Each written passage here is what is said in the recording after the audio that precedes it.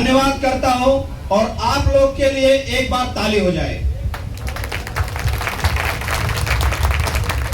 अब मैं बहुत बहुत धन्यवाद करना चाहूंगा हमारे राष्ट्रीय अध्यक्ष जी, जो कि ऐसी प्लेटफॉर्म तैयार किए जो आज हमारा ड्राइवर समाज दूर दूर से यहाँ आजमगढ़ की धरती पर चल के आए हैं और अपने हक अधिकार की आवाज उठाने आए हैं। और मैं इसी के साथ अपने संगठन को भी बहुत धन्यवाद करना चाहूँगा, और इसलिए करना चाहूँगा कि भले ही हम अपने क्रांति के समय कई जागरूक ड्राइवर भाई को लेके चल रहे हैं, लेकिन अभी भी हमारे कई ड्राइवर भाई हैं जो जागरूक नहीं हैं।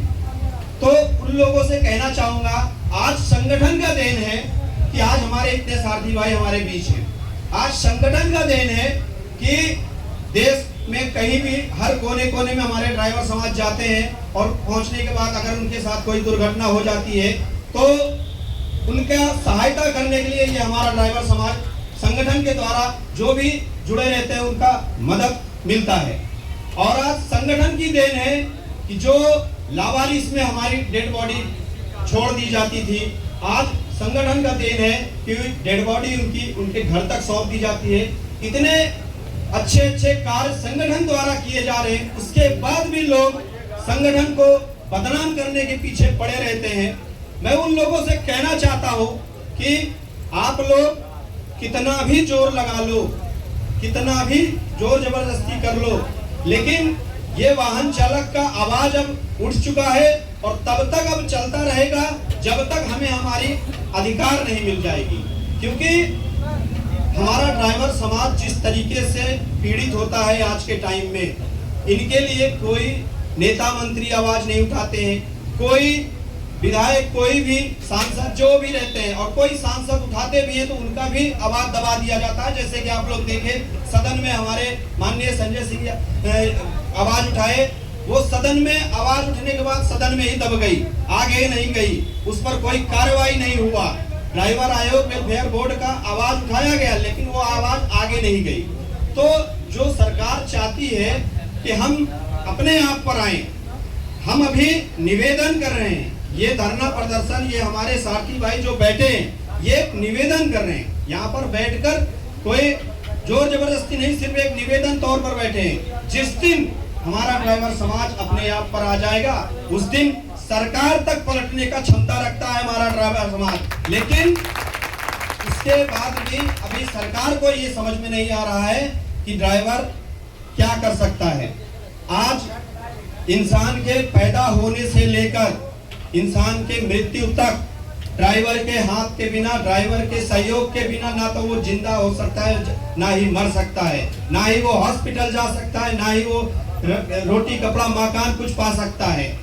सुबह उठते हैं, चाय से शुरुआत ड्राइवर के सहयोग से होता है। सुबह उठते हैं, पेपर की शुरुआत ड्राइवर के सहयोग से होता है। सुबह उठते हैं, नाश्ते की शुरुआत ड्राइवर के सहयोग से होता है। दोपहर का खाना ड्राइवर के सहयोग से होता है। मतलब जीवन भर जितना सहयोग इनका है, हर इनके एक एक लाइफ से रिलेटेड, हम ड्राइवर के सहयोग के बिना ये कुछ भी नहीं है। लेकिन फिर भी हम ड्राइवर समाज को इतना नीचा दिखाते हैं कि जैसे हम इस देश के कोई दुश्मन हो। आज अभी कभी भी यही मार्केट में अगर कोई ड्राइवर आ जाए, उससे कोई दूसरा कोई बाइक वाले भी घुस जाते हैं, कोई सवाल नहीं करता है कि बाइक वाला गलत टर्न मार के घुस गया, सीधा जाकर ड्राइवर का कॉलर पकड़ के नीचे उतार कर ड्राइवर को मारा जाता है। ये क्यों होता है, किस लिए होता है, ये सरकार से जवाब मांगा जाता है तो सरकार भी उसका जवाब नहीं देती है। हमारे लिए रक्षक करने वाले जो हमारे पुलिस प्रशासन रहते हैं, ये भी उसी समाज में भीड़ में मिलकर हमारे ड्राइवर समाज को प्रताड़ित करते हैं, मारते हैं, पीटते हैं और उसके बाद गलत गलत धाराएं लगा के उन्हें अंदर कर देते हैं। तो ये सब जो तानाशाही है ये अब नहीं चलेगी। क्यों? क्योंकि ये सन 90 के ड्राइवर नहीं है, ये 2026 के ड्राइवर हैं और अपने लिए आवाज उठाना सीख गए हैं। और जो नहीं सीखे हैं उनको सिखाने का कार्य हमारा वाहन चालक के सारे ड्राइवर करेंगे। और जितने भी ड्राइवर भाई हैं, मैं सबसे यही कहना चाहूंगा, आप लोग जो चाहते हो कि हम यहाँ कोई मूर्ति नहीं बैठे हैं, यहाँ पर हम ऐसा नहीं कि हमारे घर में जिम्मेदारी नहीं है, ऐसा नहीं है कि हम अपने घर के लिए जिम्मेदार नहीं है, फ्री नहीं बैठे हैं। लेकिन हमारी जिम्मेदारी ये भी है कि आज का जो हमारा दौर चल रहा है, हमारा ड्राइवर समाज चल रहा है, वो जिस हाल से गुजर रहा है। आज हमें कुछ हो जाएगा तो कल को हमारे परिवार को देखने वाला कोई नहीं है, उनके लिए कोई सहयोग राशि नहीं है। तो उसी की मांग करने के लिए ड्राइवर आयोग के लिए हम यहाँ पर बैठे हैं कि ड्राइवर आयोग वेलफेयर बोर्ड चाहिए। हमारे जो भी ड्राइवर भाई ये सोचते हैं कि ड्राइवर आयोग कोई मामूली बात है, ऐसे ही ड्राइवर आयोग चल रहा है। ड्राइवर आयोग से आपकी पूरी लाइफ सुधर सकती है।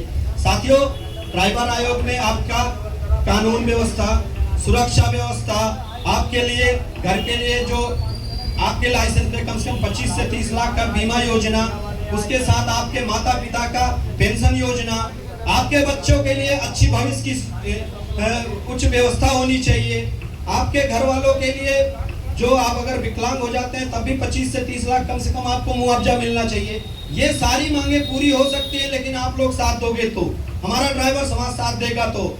आज आप लोग देखते होंगे जो भी जितने भी समाज है, हर समाज में एकता है, सिर्फ एक हमारा ड्राइवर समाज है जो कुछ ऐसे लोग हैं जो भटकाने का कार्य कर रहे हैं हमारे ड्राइवर समाज को, और भटकाते भटकाते ऐसी जगह पे लेके जाते हैं जो हमारे ड्राइवर समाज सोचते हैं कि जो आज ये लोग बैठे हैं इनको कोई काम धाम नहीं है, बस ऐसे ही चले गए हैं। तो ऐसे नहीं चले गए हैं। हमारे जितने भी ड्राइवर समाज यहाँ पर आए हैं ये सब एक क्रांतिकारी हैं और अपने हक अधिकार की लड़ाई लड़ रहे हैं। और आज के समय में जो भी अपने हक अधिकार की लड़ाई लड़ता है उसे लोग यहाँ पागल या फिर बेवकूफ बोलते हैं। तो इसीलिए मैं कहता हूँ, हाँ हम पागल हैं, बेवकूफ हैं, क्योंकि हमें हमारा अधिकार चाहिए, और हमारा अधिकार नहीं चला दोगे तो हम अपने असली पागलपन पे आएंगे, वो आप लोग झेल नहीं पाओगे। तो मैं बस यही कहना चाहूंगा सरकार से, प्रशासन से, कि हमें हमारे स्थिति पर रहने दें और इसी हाल पर हमें हमारा मांग पूरा करवा दें। हमें और मजबूर ना करें, और मजबूर करेंगे तो ये आजमगढ़ की जो जितनी भी गलियां हैं, ये गलियां वाहन चालक के जयकारा से गूंज उठेगी, और उसके बाद सरकार संभाल नहीं पाएंगे कि क्या हो रहा है, ये ड्राइवर समाज कहां से आ गए हैं और क्या कर रहे हैं। तो हमारी मांगों को आप लोग पूरी करवाएं, वाह, नहीं तो जो आज हमारे ड्राइवर समाज में दिक्कत परेशानी चल रही है ये कभी खत्म नहीं होने वाली है। आप लोग देखे होंगे नोएडा में हमारा मजदूर समाज एक ही बार आंदोलन किए, अपने हक अधिकार को ले लिए। वकील जो हमारे अधिवक्ता लोग हैदरगढ़ के टोल प्लाजा पे किए, टोल प्लाजा बंद करवा दिए। क्यों? क्योंकि इनके सबके पास एकता है। इतना गलत करने के बाद भी नर्सिंग होम में रेणु भाटिया जी को इस्तीफा देने पे मजबूर कर दी नर्सिंग होम की नर्स लोग मिलकर। क्यों? क्योंकि उनके पास एकता थी। रेणु भाटिया जी भले ही सही थी, लेकिन उसके बाद भी उन्हें इस्तीफा देना पड़ गया, इसलिए कि उनके पास एकता थी। लेकिन हमारे ड्राइवर समाज में एकता नहीं हो पा रही। क्यों? क्योंकि ये बीच में दलाल घुस गए हैं, उन्हें भटका रहे हैं, ऐसे ऐसे गुमराह कर रहे हैं, और उन्हें छोटी मोटी बॉर्डर का या फिर कोई लालच देके कि हम आपके लिए बॉर्डर पे आके लड़ रहे हैं, हम आपके लिए ये कर रहे हैं। क्या ड्राइवर समाज की प्रॉब्लम सिर्फ बॉर्डर है? क्या ड्राइवर समाज का प्रताड़ना सिर्फ बॉर्डर पे होता है? या ड्राइवर के लाइफ में चेक पोस्ट, बॉर्डर के अलावा और कोई समस्या है ही नहीं, उन्हें और कुछ दिखता ही नहीं है? ड्राइवर के समाज में आज हमारे वाहन चालक के द्वारा मैं बताने में मुझे बहुत खुशी होगी, कई हमारे सारथी भाई ऐसे हैं जो विकलांग हो गए या दुर्घटनाग्रस्त में अपाहिज हो गए, उनका सहयोग राशि देने का हमारा वाहन चालक कार्यकर्ता है, जो जिम्मेदार सरकार है, जिसका जिम्मेदारी सरकार का था। लेकिन हमारा ड्राइवर समाज एक दूसरे से रुपया इकट्ठा करके, हम लोग एकत्रित करके अपने साथी भाइयों को सहयोग करते हैं। क्यों करते हैं? क्योंकि हमारे बारे में सोचने वाला और कोई नहीं है, और हम अपने बारे में अब सोचना जब शुरू कर दिए हैं, इन लोगों को दिक्कत होना चालू हो गया है। तो ये जो दिक्कत हो रही है, ये दिक्कत होगी और आगे अभी और होगी। और मैं बस इंतजार कर रहा हूँ हमारे 24 करोड़ ड्राइवर भाइयों की आंख खुलने की। जिस दिन सड़क पर हमारा एक ड्राइवर भाई मार खा रहा है, उसको देखकर 10 गाड़ी रोकना शुरू कर देंगे और रोड जाम होना चालू हो जाएगा। उस दिन ड्राइवर एकता आ जाएगा। उसके अलावा ड्राइवर एकता जिंदाबाद चिल्लाने से ड्राइवर एकता नहीं आने वाला है। हम जब अपने ड्राइवर भाइयों के सहयोग के लिए रुकेंगे, उनका साथ देंगे। आज देखते हैं सड़क पर हमारे ड्राइवर समाज मार खाते रहता है, हम वीडियो बनाते निकल जाते हैं। तो ऐसा नहीं करना है साथी भाइयों। अगर आपके सामने कोई भी ड्राइवर समाज को पीट रहा है, मार रहा है, भले ही ड्राइवर का गलती हो, गलती से वो दुर्घटना कर दिया हो, फिर भी आपकी जिम्मेदारी बनती है कि वहां पर जाकर उसके साथ खड़े होइए। अगर वो गलत है, प्रशासन उसे ले जाके जेल डाले, लेकिन ये जनता कौन होती है हमारे ड्राइवर भाइयों पे हाथ उठाने वाली? इनको कौन अधिकार दे दिया है हमारे ड्राइवरों को मारने के लिए?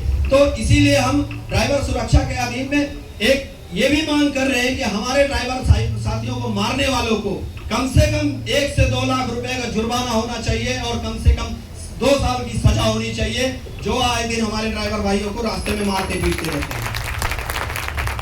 और ये सब मुमकिन तभी हो पाएगा जब हमारे ड्राइवर समाज सोचेंगे इस बात को।